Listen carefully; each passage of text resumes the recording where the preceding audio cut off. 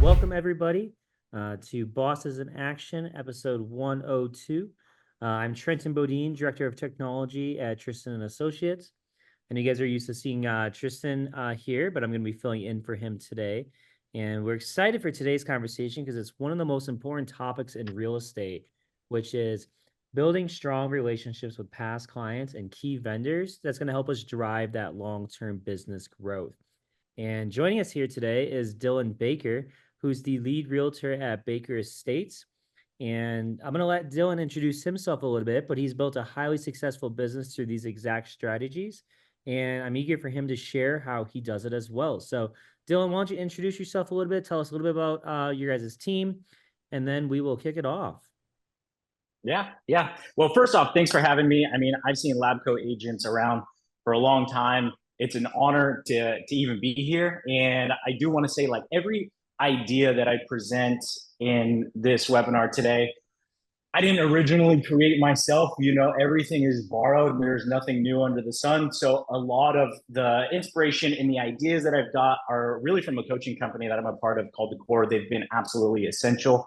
And then you take those concepts and you build on them and you make them yours. But yeah, thank you for having me. I am 3 years into building my own real estate business, Baker Estates. I've been in real estate for about 9 years now. So 5 of those years, I was on another real estate team as a buyer's agent, and then I was doing both, and then I was the listing partner, and that was a very highly productive real estate team. So making that transition from being on a team to starting your own, real estate brand was definitely a nerve-wracking experience, but it's been really great. I mean, both my wife and I have been very, very blessed these last couple of years. And I just love building something and being creative with it and getting the opportunity to kind of work with people that you enjoy and build your own community. So yeah, there's a lot of things that we can cover, but that's a little like groundwork for who I am and, where we've been and where we're at now. Excellent. So, thank you for that. But let's kick it off then as far as what are some key strategies that you've used to maintain these long-term relationships with your past clients? And then how have these relationships contributed to the growth of Baker Estates? Okay, so let's break that question down. So what strategies do we use to keep long-term relationships?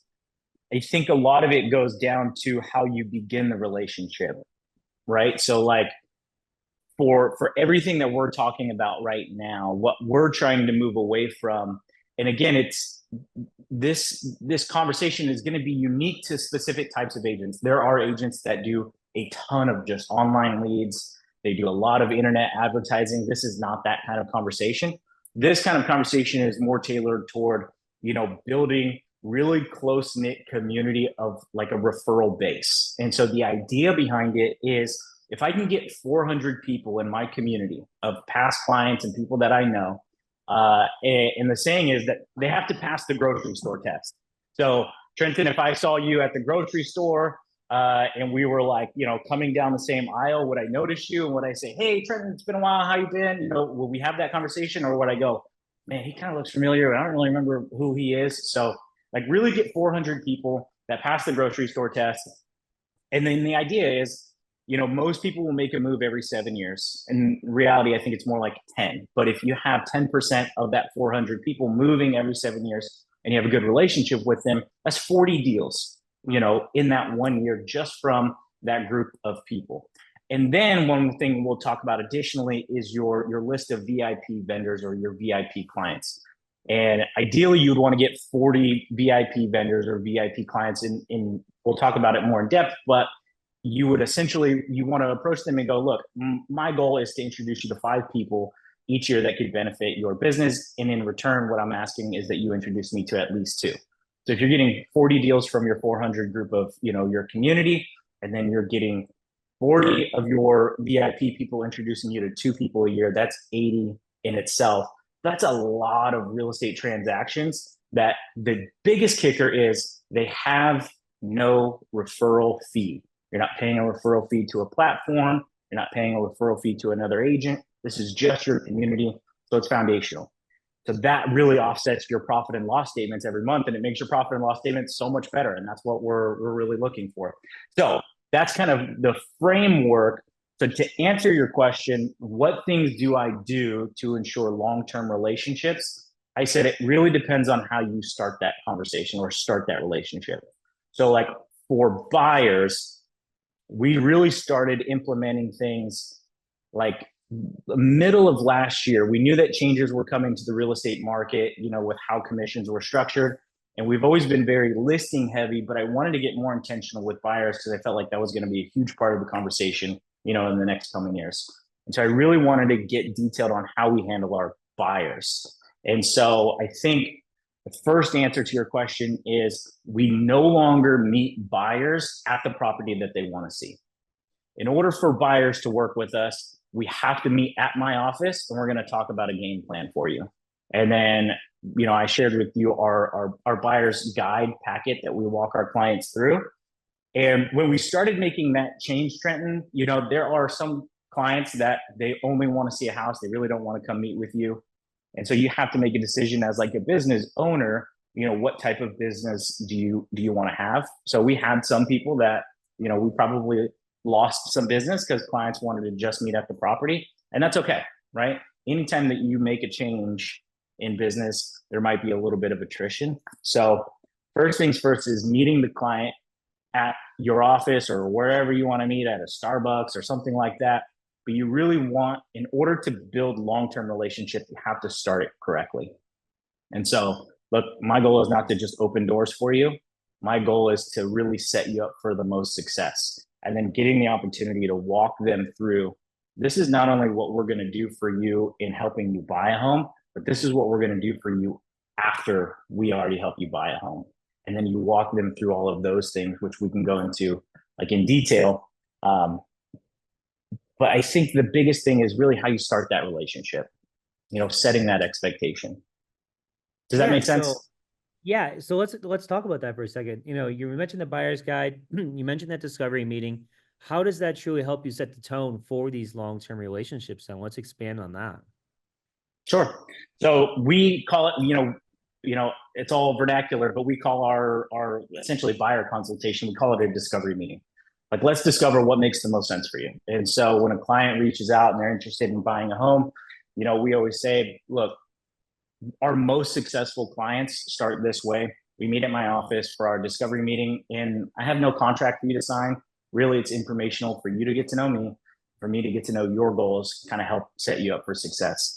So when we get together, they come to our office and really kind of create like an experience for them. So we bring them into the conference room. I have a slide on our TV that has their name, welcome. There's a little drink list for them. The goal is to provide great, like high quality white glove service for them, make them feel special. So when they come in, we're going to sit down together. We'll have a little conversation. And then we kind of go through our buyer's guide packet that I sent over. And, we're going to tell them a little bit about like who I am. So I introduce, my wife and I, and we now have a 4-month-old baby. And I kind of tell them a little bit about my personal life because, I let them know my goal is not to sell you a home. My goal is really 3 things. I care about your long-term net worth. I care about once we close, we've done a great job for you, that you're going to give me a great review. And then the last thing is once we close, I've done a good enough job for you. You're going to introduce me to one person in the next 6 months that I can also help. And so I'm going to walk you through this process, not like somebody that needs to sell you something, but I'm going to treat you the same way I would treat my family. And so, I've sold homes for my brother, my grandparents. I just helped my grandma buy her most recent home. I'm helping my wife's parents buy a home right now. So I'm going to treat you the same way I treat my family. And that's the way that I'm going to advise you through the process. And then we go into more of like a professional introduction, accolades, achievements, what our education is. And then we kind of talk about what the home buying process looks like. And then I think it's very important to have the conversation about commission right up front. I don't think agents do themselves a good service if they try to avoid that conversation. So that's like one of the very first things that we talk about. Hey, look, there's recent changes that happened in the real estate market. I want to let you know what they are and how it might impact you, or it may not impact you right now before we get too deep into it. And I found that clients really appreciate that. Like when I let them know, look, typically this is how it used to work. This is the way the contracts would like it to work, at least in our area. This is what we're seeing in reality. And then it removes a lot of that fear and it removes a lot of that mystery. And I think clients like really, really benefit from that. I have not had a single buyer, um, you know, push back on me when it comes to signing our buyer broker agreement uh, after walking them through all of that, because then you've made it very clear. Like our job as agents is to make the complicated simple. And so we walk them through that. And then I think it's also very important to be honest about what your services are. And so I walk them through like shopping for a home. And so I tell them, look, there's like a myth that as a real estate agent, I have like this secret list of homes that nobody else can see but me. The reality is as soon as the home hits the multiple listing service, you're going to see it just as soon as I see it. So here's the things that we're going to do to help you shop for a home, but don't be surprised if you're the one that finds the house. Like my goal is I can help maybe look for some potential off market, properties, but set the reality of the market.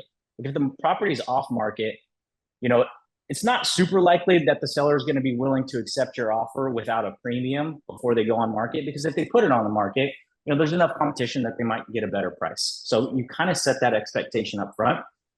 You let them know we're going to help assist you in that shopping phase. But when we really what our goal is to negotiate a great deal for you. So once we find that home, we're going to negotiate a great deal for you. And then you walk them through, what the offer writing process looks like. And then I really spend a lot of time letting them know what a good offer looks like.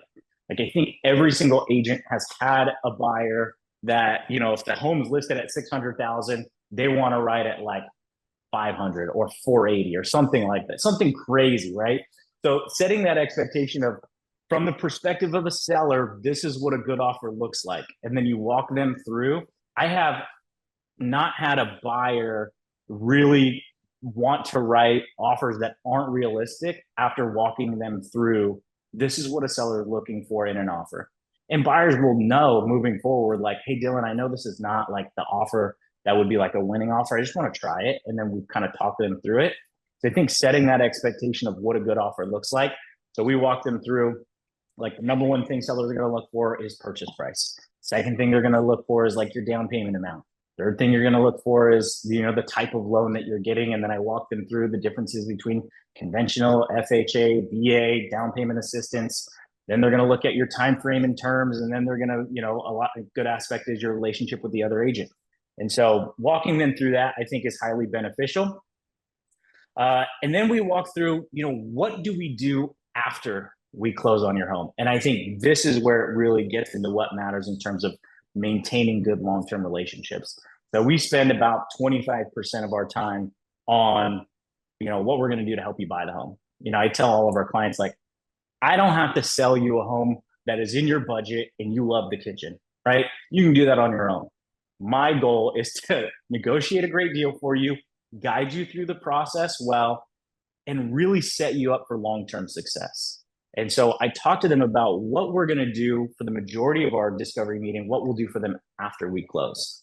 And so, I walk them through each year. We're going to do what's called our annual home health checkup. So Trenton, if I helped you buy a home in, October? If I helped you buy a home in October, next year in October, my staff will reach out to you at the beginning of October and we'll schedule a 30-minute phone call and it'll be our home health checkup. When we close, I'm going to give you a little sheet of paper. And on that sheet, you're going to have, any upgrade that you've done to the house in the last year, when you did it, how much did it cost? Did you hire somebody to do it? Did you get a permit on it? And so we're going to review that. I also want to review your return on your investment because I think that's important. So, like a really simple scenario is, if you put 10% down and the market appreciated 5%, that's a 50% return. So I like that. So I want to track what your return on your investment is. And I found, Trenton, when you dive into like really caring about the client's money and what their returns are and how their money can grow, man, they really love it because you're not selling them something. You're really caring about like their long-term like growth and wealth. And so people really, really love that. And so we talk about, look, we're going to track your return on your investment. We want to see if you're in a good position to refinance. And then we talk to them about our vendor list or our VIP list of those 40 people that I mentioned earlier. And then lastly, we're going to help you build your team. And I've got a page on our document where I give them and I go, look, the most wealthy people in my life, after talking with them and what really set them up for success is they've done, like mainly they've all said this is something that they've done. And so I want to provide it to all of our clients is they always say that they have their team around them. And so they have 4 people. And our goal is to help you build your team. You can pick anybody you want. You don't have to pick anybody that I recommend, but I'm going to introduce you to some people that I think would be a good fit for your team. And that team consists of, one is your real estate advisor. That's me. You can't change that. I'm in that spot. 2 is going to be a good trust attorney. So as you start buying properties and gaining assets, you want to make sure those assets are protected. I let them know I do a lot of probate sales. And if you have to go through probate, it's a pain in the butt. It costs a ton of money, and it really impacts your heirs that you might be, giving your wealth over to. So we want to get you in with a really good trust attorney that can help protect your assets. And then 3rd, we want to get you a good CPA. So if I can get you paying, less in taxes, then I can get you, putting money toward other things. And then lastly is a good financial advisor. You can have 4 of those people. That's your team. My goal is to really help you build your team. And man, people really love when you show that you care so much more about their wealth than just helping them, see a home or, write an offer or buy a kitchen or, whatever. And so I let them know, I'm going to help you find these people. I'm going to introduce you to some people that I think might be a good fit for you. But you can pick anybody you want. Just have somebody in these spots. And then even with a financial advisor, like a lot of times people won't talk to a financial advisor because at their job, their retirements, with whatever company that organization picks, like they'll have Fidelity or Vanguard or whatever within their 401k. But even within that list of things, there's like 100 different asset allocations that they can pick from. And most people, like 90% of people, Trenton, don't even look at what their 401k, is held within. And so having a good financial advisor can help you pick, what asset allocation would be the best fit for your goals. Like most people fit into, or you automatically get picked into like a target dated fund, and they have no idea what the target dated fund is, what it's dated for. So having a good financial advisor can sit down with you and like walk you through, all right, for your goals and where you're at in your career, I probably wouldn't pick this. I probably would pick this. So if I can get you earning larger returns early on, it's only going to set you up for better success later. And then after talking about building their team, I walk them through what we call the wealth accumulator. And so this is our goal for all of our clients, is to help you build your wealth. And everyone's at their different stage. And I let them know, like, I'm not going to be checking in on you on this, but for all the most wealthy people in my life, this is what they've done to help build their wealth. And so I have a little slide that I show them. Step 1 is buying your primary residential real estate. I know some people start with buying like rental properties, but I like to start with buying your primary residential real estate. And I like it because real estate's a leveraged investment. So if you had like 50,000, and this is exactly how I walked them through, like if you had $50,000 and you bought like Tesla stock, I just pull up my calculator on my phone. You have 50 grand, you bought Tesla stock. Now let's say the stock, or you bought Nvidia, which was crushing it the last couple of years. But if you bought Tesla or whatever, and it went up 7%, you made $3,500, right? If you took 50,000 and you put 10% down on a $500,000 home, your appreciation is based on the value of the asset, not the amount of money you spent for it. And so if you bought 500,000 and assuming real estate appreciates about 4% a year, you made 20,000 with the same amount of money. So we like real estate because it's a leverage investment, but it does come with debt. So we want to do it smart. So that's step 1, is buying your primary home. Step 2 is we're going to, I tell every client, like, once you buy your home, you're going to be kind of broke for a while afterward. And so let's get your reserve accounts back up. So your emergency fund back up and running. So I always say, like, either 25 grand or 3 to 6 months of your expenses, whatever your comfortability level is. Everyone's going to be different. So my wife would probably just have like a 1 month savings and feel awesome. For me, I'm like, I gotta have 6 months, right? So everybody's gonna be a little bit different. And then third is we want to start maxing out your retirement accounts. So we can get you maxing out those accounts, and the returns are just going to be better later on. And then fourth is where you buy your like single stocks and you buy your Nvidia and your Tesla or whatever. But most people, that's step four is where they buy like boats and cars and go to Disneyland and whatever fits your fancy. So, but then once we come back around, there's a step five, and once your like liquid cash net worth matches kind of about what your equity is in your property, that's when we're looking at either leveraging to a higher property to increase that leverage, appreciation, or buying rental properties and so on and so forth. So every client's continually going around that wealth accumulator. So that was a lot to say. That's how you want to start that relationship. I'm setting expectation that I'm not just selling you a home, but that I'm looking over your long-term wealth. And setting the expectation that once we're done with helping you buy your home, which is the smaller part of things, I'm looking for that referral. I'm looking for that good review. Those are the things that we're looking for.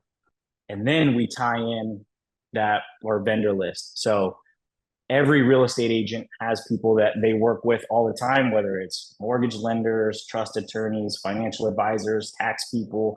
Like I'm sure every real estate agent has a list of people that they like and recommend. But I think you have to be intentional with that list rather than just recommending people to them. So for every single one of we call them our VIPs, I walk them through what we call our Better Together form. And I think you have to be very intentional with that. And so like our financial advisor, or I'll say our trust attorney, I'll sit down with him and let's say, Trenton, you're our trust attorney. I go, look, Trenton, for our community of business partners that I have a relationship with, we're really looking for 4 different things. And I think setting that expectation is very important.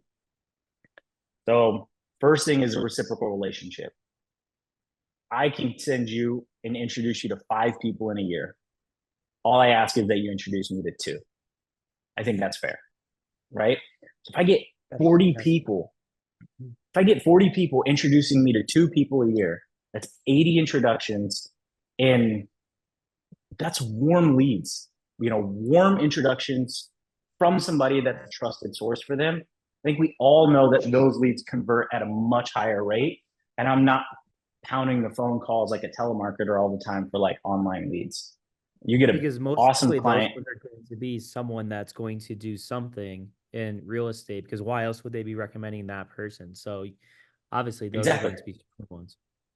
Yeah. And then you set the expectation, like you want to do it with a question first to the other side. So like, hey, when I introduce somebody to Trenton, how do you like to be introduced? Do you like an email? Do you like a text? Do you like do you want me to give them your number and then wait for them to call you? Like, and then in return, this is how I want to be introduced. And as a side note, I don't like when people say, I gave them your number, they'll call you, right? Put me in a group text, put me in a group email. That's what I want, right? Yep. So you get the opportunity to set that expectation. So number 1 is reciprocal relationships. Number 2 is big connections. Like on our list, I have a list of everybody that we have on our VIP list and people we're looking for. So if you know anybody in your world that could fit what we're looking for, introduce me to that person. I want to meet with them. I want to get coffee with them. I want to chat with them. So 2 is big connections. 3 would be like co-marketing. So we do a lot of events. Do some events with us. Let's split the cost on things for your clients and my clients, and let's have a good time together. And then 4 would be like a talent scout. So if you need some people in your business, you're looking for new employees or something like that, reach out to me. I've got a whole, community of people that I can check and see if they might be a good fit. And I'm looking for good people to meet, fit in our team. So if you know anybody that might be a good fit for us, introduce me to them. So those are the 4 things that we're looking for when it comes to, your business referral relationship. I think it's very important to set that expectation up front. And then you go through, every year and you just make sure that, hey, are they introducing you to 2 people? Are we getting coffee together? Are we meeting on a consistent basis? But man, if you do these 2 things, just these 2 things, you do your buyer's consultation at the beginning, set expectations, spend a vast majority of the time talking about what you're going to do after really deeply care about their overall net worth and growth, and you get your VIP list and you set expectation with them, guaranteed you're going to get a good amount of leads throughout the year with no referral fee. You're not pounding the phones like a telemarketer. You're really working with people that you like and you enjoy. And that conversion rate is so much easier. So much easier to have a conversation with somebody that said, hey, Trenton introduced me to you. He said that you're looking for, wanting to buy a home. I'd love to meet with you and love to chat with you. Trenton's a good guy, and versus, hey, thanks for signing up on my website. Is there anything that I can do for you? It's a totally different conversation. So that's a lot to answer your question. Like, these are the foundational things that we use for building and establishing that long-term relationship that pays dividends later, that refers back to you and builds your overall net worth. And I'll say, like, a lot of this started, I had a coach who reviewed our profit and loss statements. So, like, if you're not running a profit and loss statement every month, you're shooting yourself in the foot. So he reviewed our profit and loss statements, and he said, for the amount of transactions you're doing, your income doesn't look right. And we dove in a little bit deeper, and we were doing a lot of, like, online leads. And those online leads had 30% referral fee, 35% referral fee. And it's painful, man. And even some of them, you have to pay on a monthly basis to be a part of it, and you pay a referral fee. And he was like, we need to get you, building warm business from your community. And we really worked on together, like, building out, like, this structure and this platform. And, like, this last month October will close 6 homes this month. All of them are from our VIP in our community. That's awesome. And, like, this has all been super insightful as well. I mean, you made it very clear that from at least you put a lot of thought into it, from building the trust from the very beginning, because it's very key for those relationships to last. And then, working with those partnerships that you mentioned that's going to help, drive a better experience for your clients. That's going to continue to build the loyalty. And so I think that that's all been super, super well thought out. And the process, it makes perfect sense for how you guys are doing things. And it's also going to take, a lot of the guesswork out of staying on top of those, client relationships that you do have. As we kind of come here to a close, I'm curious for the last question kind of here, as we look towards 2025 ahead to there, things are obviously continually evolving in real estate, as you guys know. What are your guys' strategies as you plan to continue to grow that you're going to implement through these past clients and vendor relationships? Yeah, I think you can go wider or you can go deeper, right? So you can go wider in terms of, we're going to run more online ads, we're going to run more, like, online programs, or we're going to sign up for more, like, referral programs, or you can go deeper.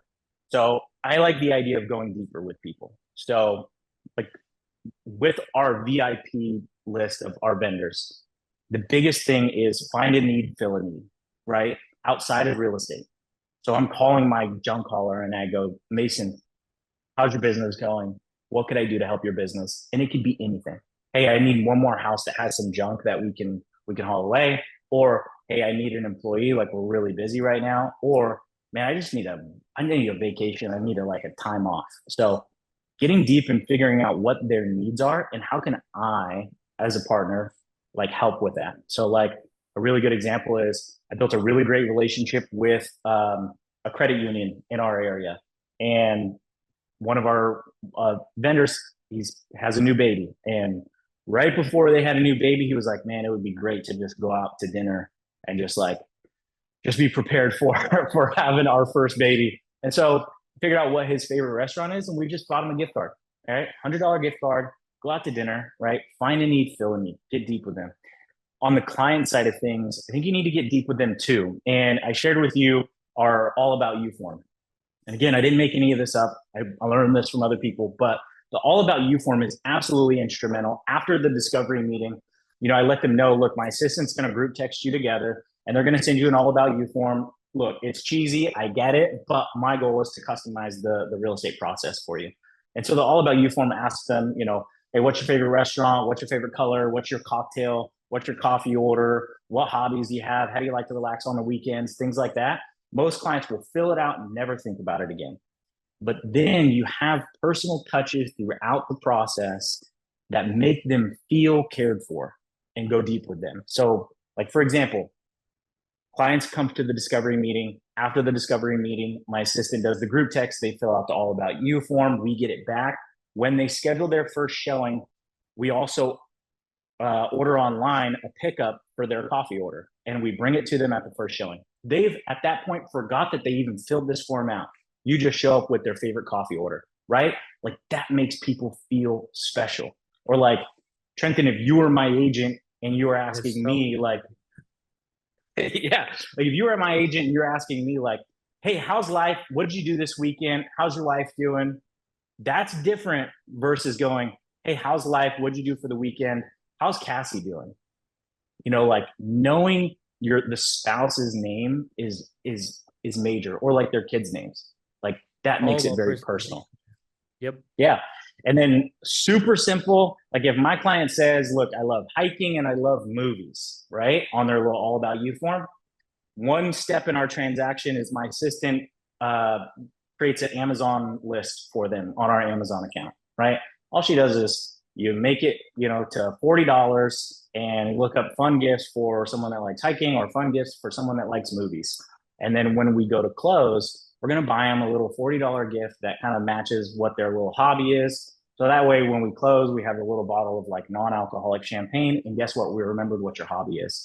And I just think that's so much more important. Like, I see some agents, they buy like big screen TVs and they spend so much money. And it's like, man, it's not about what you get as a closing gift. It's about how you make the client feel.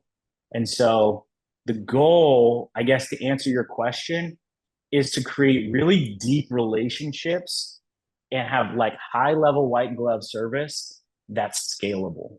And so that's really what our goal is moving into 2025, like getting a lot deeper with people. And so deeper into their life, deeper into their wants and needs, deeper into really their financial growth and wealth. And I think in turn, it'll build your business far more than you can imagine. Well, I appreciate this, Dylan. This has been amazing. My biggest takeaway is, to find 5 strong people and introduce them to, or have them introduce you to 2 other people, because that's going to continue to build that long-term, relationships that you have with your clients. And I also thought that, working with the vendor partnerships as well, especially when nurtured, that's going to help create that smoother transaction and better overall client experience. So I want to say thank you again, Dylan. Everybody that was joined, this was fantastic for you guys to hear from. I want to thank Follow Up Boss and Bosses in Action for help putting this on. And thank you, Dylan. Any last words you want to share with us? If you want to also put in your email, your Instagram or something, so anybody can kind of reach out to you if they have questions. Sure. That'd be great as well. Yeah, I think the number one thing is go deep with people, man. Treat people like people. That's what I think people are really looking for. We're in a very digital world, and I think you can leverage a lot of that. But at the end of the day, we're working with people. And so go deep with people, get to know some people, buy somebody some coffee. If you have any other questions, I'm an open book. I've only learned from other people who are open books. So ask me anything. I will share anything that I have in flyers, folders, pamphlets, anything like that is yours. You can message me. My Instagram is Dylan, Dylon, Baker, Baker. So Dylan, or at Dylan Baker. Pretty simple. Or you can shoot me an email. It's Dylan, Dylon, at bakerestatesteam.com. Excellent. I just put both of those in there. Anybody has any questions, feel free to reach out to Dylan. I'm definitely going to go follow him now. This was an amazing talk. So thank you again. And everybody have a great rest of the week. And we will see you on the next Bosses in Action. So everybody Awesome. Take care. Dylan, thank you again. Appreciate you. Thanks for having me. Appreciate it. Bye.